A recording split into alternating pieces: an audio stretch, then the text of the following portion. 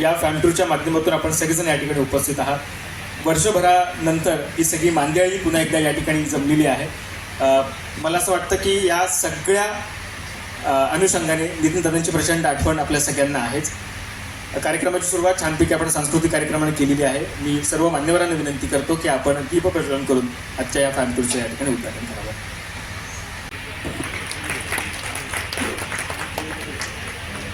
धन्यवाद। फिल्मसिटीच्या MD आणि त्या देखील लेखिका कवयित्री आहेत स्वाती मसे पाटील मॅडम, त्यांचे आपण स्वागत करण्याची विनंती मीना जोगेकर मॅडम यांना करतो।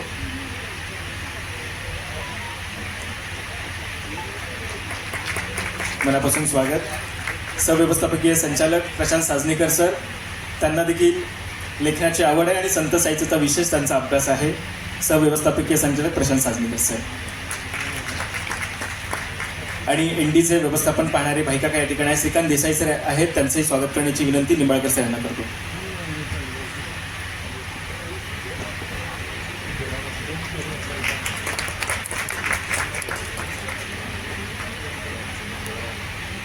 उपक्रमासाठी या फॅमटूरसाठी आवर्जून चित्रपटसृष्टीतील अनेक मान्यवर मंडळी, अनेक दिग्गज मंडळी, कलावंत या ठिकाणी उपस्थित आहेत। आपल्या सगळ्यांच्या उपस्थितीमध्ये त्यांचे आपण स्वागत करूया।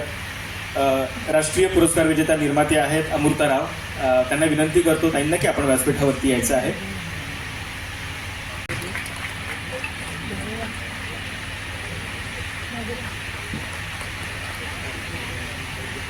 आपल्यामध्ये उपस्थित आहेत लेखिका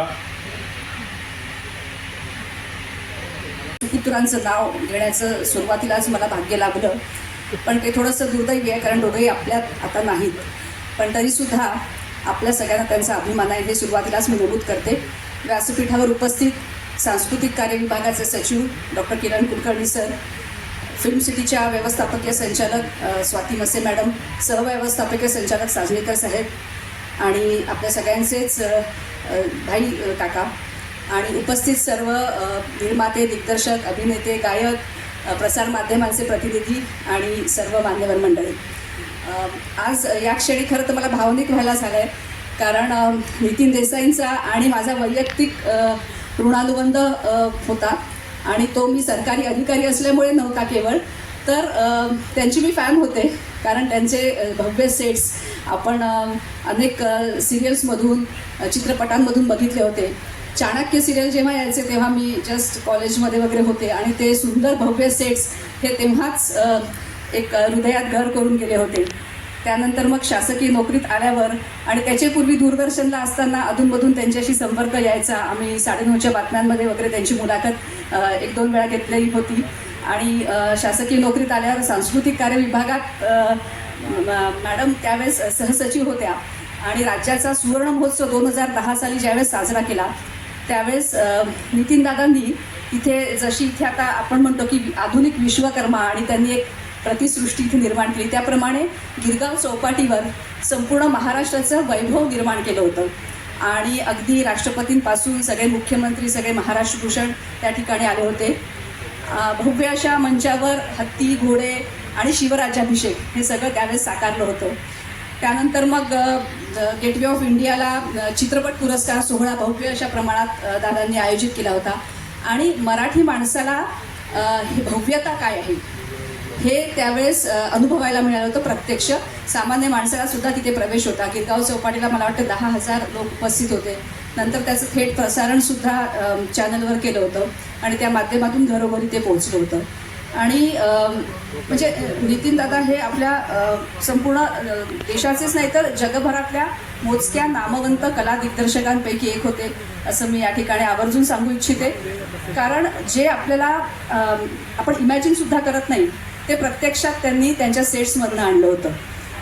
तर इथे या ठिकाणी सुद्धा त्यांचं एक स्वप्न होतं आणि त्यांनी इथे एक सुंदर अशी फिल्म सिटी निर्माण केली एंडिंग्स आर्ट स्टुडिओ म्हणून आणि साधारणपणे 16 वर्ष ही सुंदर प्रकारे चालू होती आणि 16वरीच धोक्याचं म्हणतात त्याप्रमाणे बहुतेक काहीतरी धोका झाला आणि नंतरच्या दुर्दैवी घटना घडल्या, पण शासनाशी त्यांचा जो ऋणानुबंध होता त्यातूनच ही धुरा शासनाकडे यावी अशी त्यांची कुठेतरी इच्छा होती सुप्त आणि मॅडम आणि मी त्या इच्छेत ओढलं गेलो असं मला यावेळेस वाटतं।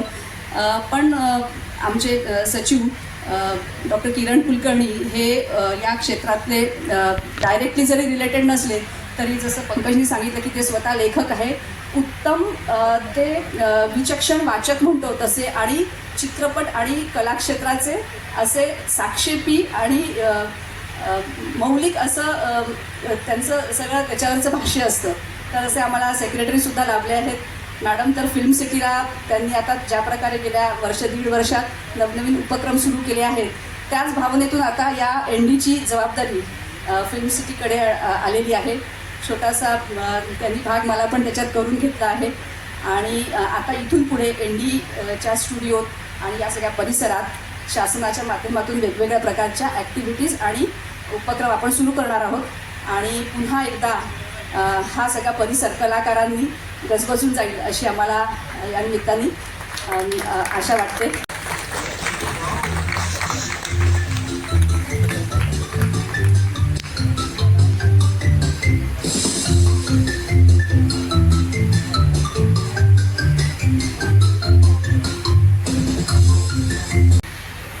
जोगळेकर मॅडम, भाई काका आणि फॅम टूरसाठी आवर्जून आलेले आपण सर्व, आपल्या सर्वांना माझा नमस्कार. मगाशीच मी संयोजकांना विचारलं, आमच्या स्वाती मॅडमना, की मला हा सगळा ग्रुप समोर बघून मला थोडंसं बोलायचं आहे. जास्त वेळ घेणार नाही, पण आवर्जून मला काही गोष्टी मांडायच्या आहेत आणि स्पष्टपणे मांडायच्या आहेत, कारण या अदरवाईज बोलायला आपल्या भेटी पुन्हा पुन्हा होतील असं नाही.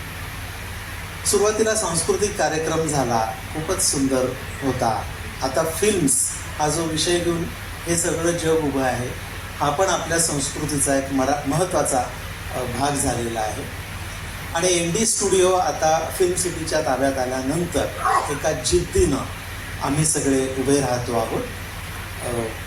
नितीन देसाईंचं जे काही स्वप्न आहे ते आपल्याला पूर्ण करायचं आहे. या सगळ्यामध्ये मला असं वाटतं की तुम्ही सगळे केवळ साक्षीदार नाही तर आमचे साथीदार असणार आहे. कसं होतं, त्यांनी स्वप्न पाहिलं, त्या स्वप्नासाठी काही काम केलं आणि खरोखर या क्षेत्रामध्ये उत्तुंग अशी कर्तबगारी एका मराठी माणसाने गाजवली.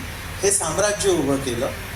काही दुर्घटना घडली आणि जेव्हा अशी दुर्घटना घडते आणि एखाद्या क्षेत्रात महाराष्ट्र एखादा पाऊल मागे जातो की काय असं वाटतं, तेव्हा शासनाने पुढे येणं ही शासनाची जबाबदारी असते. आम्ही ती जबाबदारी अतिशय नम्रतेने स्वीकारलेली आहे. नेहमीच तुलना होते की प्रायव्हेट पद्धतीनं होणाऱ्या गोष्टी आणि शासकीय पद्धतीनं होणाऱ्या गोष्टी. शासकीय पद्धतीनं होणाऱ्या गोष्टींबद्दल काही वेगळं बोलण्याची दिवाणखान्यात बसून चर्चा करणाऱ्यांना सवय असते.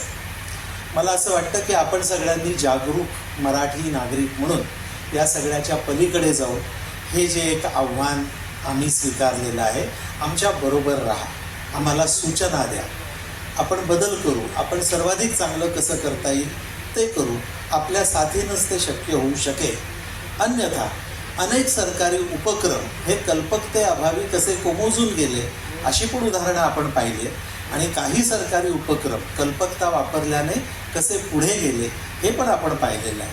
आपण त्यातल्या कुठल्या कॅटेगरीमध्ये येणार हे आता आपल्यावर अवलंबून आहे. आपल्या सगळ्यांना हे एक आवाहन आणि आव्हान हे दोन्ही आहे.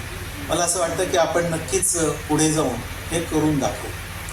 फॅम टूर ही जी कन्सेप्ट आहे की हे सगळं समजून घ्यायचं, जास्तीत जास्त फॅम टूर्स करण्याचा आमचा प्रयत्न आहे. स्वाती मॅडमने अनेक उपक्रम सांगितले. म्हणजे सेट हा एक विषय घेऊन, एक मुद्दा घेऊन एकूणच फिल्म्स या विषयाकडे होलिस्टिकली बघण्याचा हा एक प्रयत्न आहे. म्हणून इथं स्क्रिप्ट रायटिंग वर्कशॉप्स पण होती. त्याचबरोबर त्यांनी सांगितलं की इथं एखादा मेळावा किंवा प्रशिक्षणं ही सुद्धा आयोजित करण्यासाठी हा एक चांगला वेग आहे. आपल्याला अनेक प्रकारे पुढे जावं लागेल.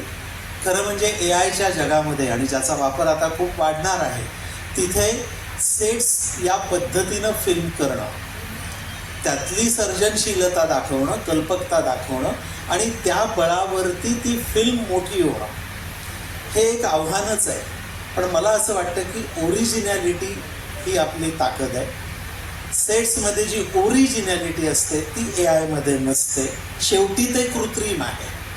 तर हा एक जो मोठा लढा आता अगदी जागतिक पातळीवरती पण आहे की AI द्वारे आलेल्या कृत्रिम गोष्टी आणि नैसर्गिकरित्या आलेल्या मानवी गोष्टी यांचा एक वेगळ्या वेगळ्या क्षेत्रांमधला संघर्ष पुढच्या काही काळांमध्ये दिसणार आहे. तोच संघर्ष आपण ND स्टुडिओमध्ये पण बघणार आहोत, अनुभवणार आहोत आणि पुढेही जाणार आहोत. असं करताना AIचा आधार आपण नक्की घेणार आहोत, त्याचा उपयोग करून घेणार आहोत. त्याच्यातून काय साधता येईल हे आपण बघणार आहोत. हे सगळं बोलता बोलता मघा सूत्रसंचालकांनी आणि सांस्कृतिक कार्यक्रम होताना आपण संस्कृतीबद्दल बोललो. मी आता सांस्कृतिक कार्य विभागाचा सचिव आहे. हा चार्ज घेतल्यानंतर खरोखरच इतक्या गोष्टी समोर येत आहेत. म्हणजे तुम्हाला मी खरंच सांगतो की पूर्वीपासून थोडाफार मराठी भाषेचा, साहित्याचा, संस्कृतीचा, फिल्म्सचा हा अभ्यास करून सुद्धा प्रत्यक्ष मी आता जे चित्र बघतोय ते खूपच भव्य आहे. म्हणजे आपल्या महाराष्ट्राची संस्कृती ही अनेक बाबतीत ही इतकी मोठी आहे की ती जगापुढे मांडायला आणि ती प्रिझर्व करायला आपण कमी पडतो.